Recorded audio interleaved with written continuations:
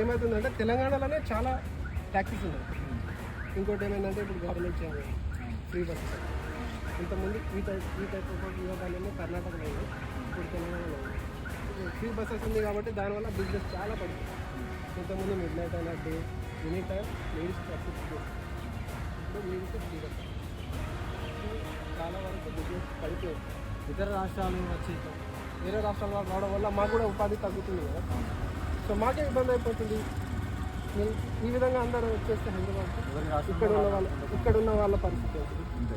ఇప్పుడు ఏమైపోతుందంటే ఈఎంఐలు వెళ్తలేవు, ఫ్యామిలీ మెయింటెనెన్స్, కిట్లు, ఫ్యామిలీ పిల్లలు అది ఇది చాలా ఇబ్బంది ప్రాబ్లమ్స్. ఇక్కడ వాళ్ళకే వాటికి బుకింగ్స్ వస్తున్నాయి ఓకే, కానీ ఇంకా వెహికల్స్ పెరుగుతుంటే ఏమవుతుందంటే అక్కడ బుకింగ్ల ప్రైస్ కూడా తగ్గుతుంది, బుకింగ్ కూడా తగ్గుతుంది.